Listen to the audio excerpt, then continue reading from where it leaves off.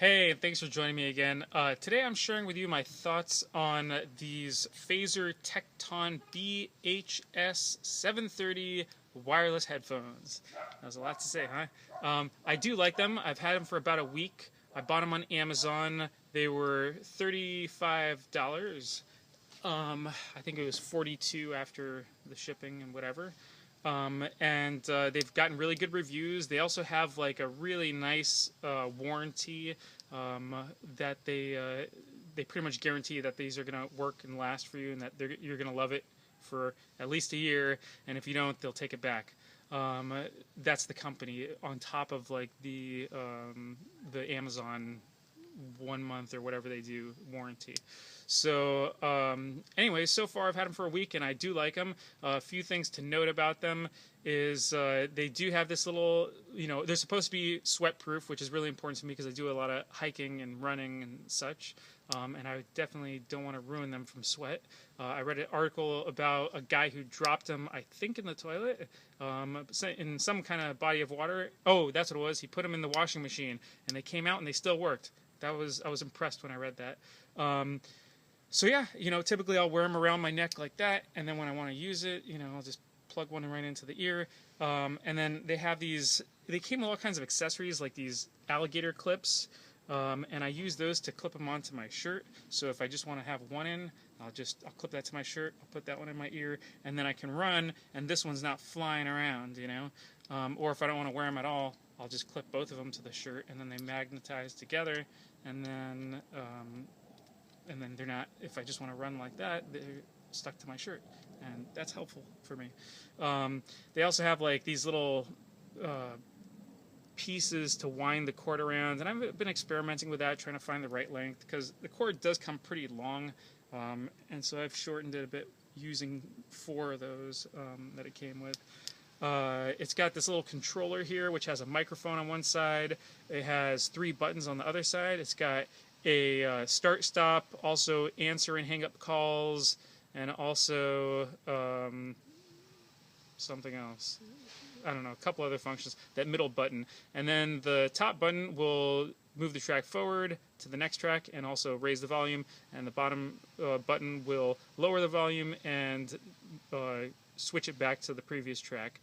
And I think the buttons might do a couple other things as well, but I don't recall exactly what I read about them, so that'll be something to look into again.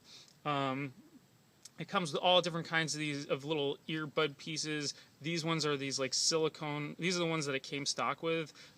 These are these like silicone earbuds, and they have these like little ear silicone wings that help it hold in place inside your ear. And I actually do like these. I was a little skeptical about them at first, but then when I tried them, I did quite like them.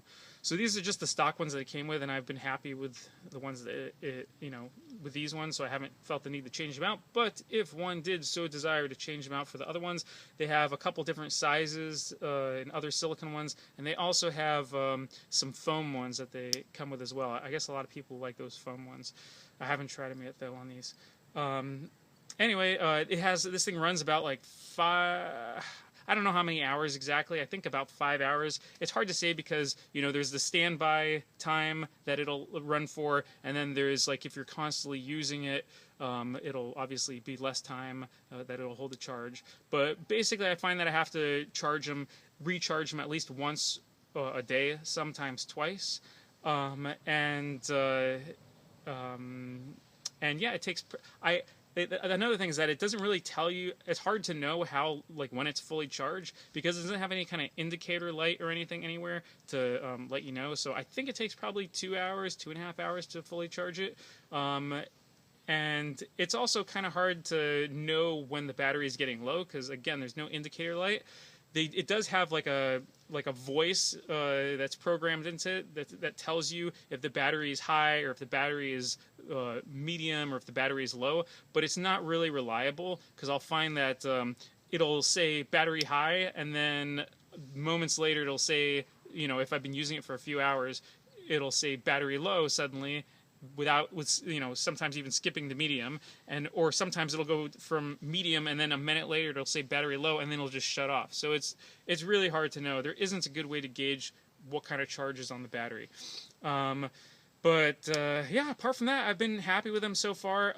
I don't know if I would be using them for backpacking, just because it's another thing to charge, and then I need to carry a battery, probably devoted to just an external battery, which means more weight in a backpack. I think it's great. They're great for like driving around. I don't get tangled up in my cord from the headphones anymore. It just makes it a little bit easier. I do find, and I do like that. So I am happy with them. I still need to find a solution for headphones while backpacking, but for the time being, these are good, and I do recommend them, and I am enjoying them. Thanks for watching. I know that was long-winded. Thanks for sticking with it. Have a good one.